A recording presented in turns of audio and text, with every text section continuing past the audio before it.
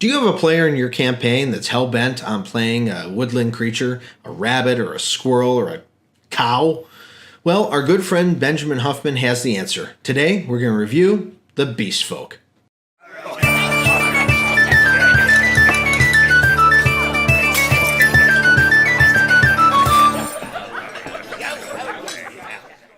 Welcome everyone, I'm Sean, this is Tony, and today we're going to be looking at a special race called the Beastfolk.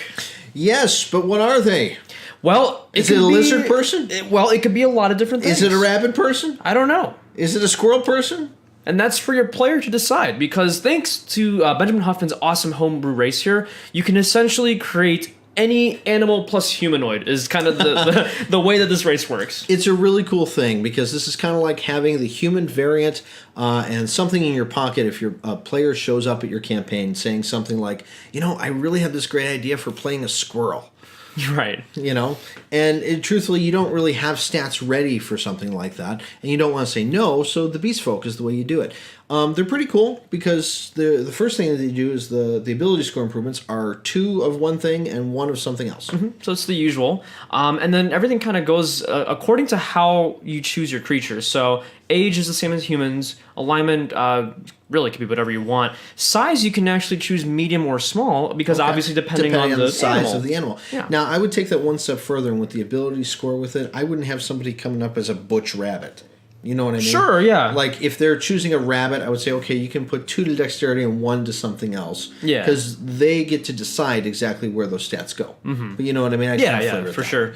But, yeah, so the size is there. The speed is 30 feet, just as anything else. They get wild and free. Yeah. Which is advantage on saving throws, right? Yeah, so against being charmed specifically.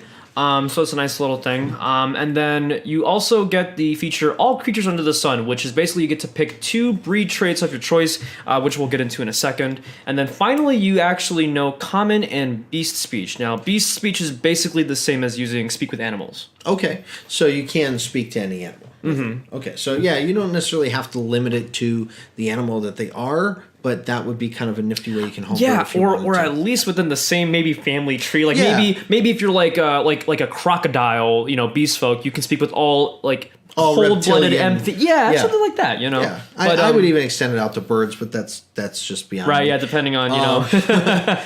But yeah, so that's pretty cool. So I can see that actually being useful with it. Mm-hmm. All right, so now these are the breed traits, as he calls them. And this is where the real meat of the class comes in. Now, the real important thing that your player has to figure out is what kind of beast are they kind of forming this humanoid with, and that'll really help them and you, the DM, determine what they should pick as their feature.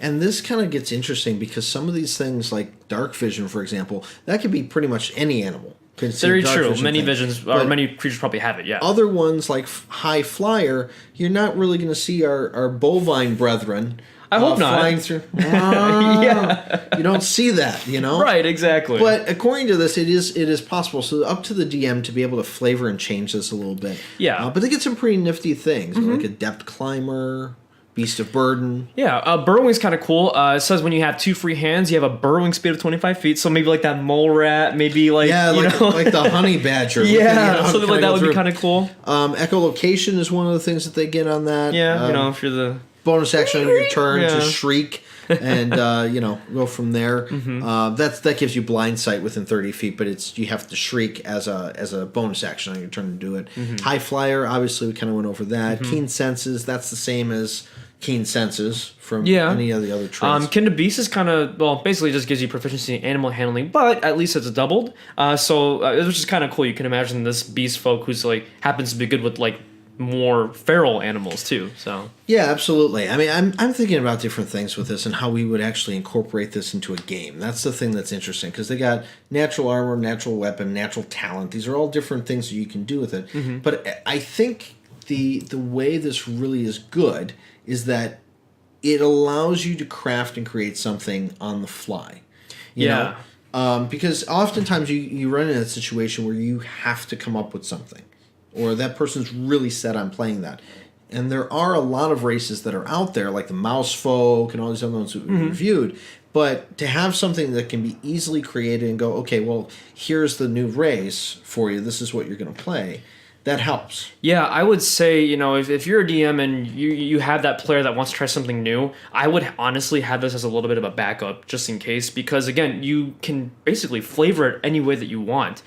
You can be like a strong, dexterous rabbit. You can be a big, strong gorilla. There's so many different things that you can do. I was even talking about, like, you can even probably flavor the party or a campaign one-shot or a setting around Beastfolk, and the nice thing is each player can individually customize it the way that they want to. What's that book series that's all, it's the Red something or other book series, and it's all furry creature, little animal type things. I'm gonna remember it at the end of this right video. When we're done recording, we're gonna remember every single one of you is and they're gonna commented, like how could you forget? Redwall series? I don't remember off the top of my head. Yeah. But they have something similar to that, and it's all the Beastfolk kind of work together kind of thing. It's all just a kind of a community kind of thing. So I think it'd be cool to throw a party out there that's all just animals or what have you, and just kind of maybe as a specific campaign setting for something, Yeah, definitely. But yeah, so I mean, it's a good class, or not a good class. It's a good race on there. It confuses me because there's so many different options for this race.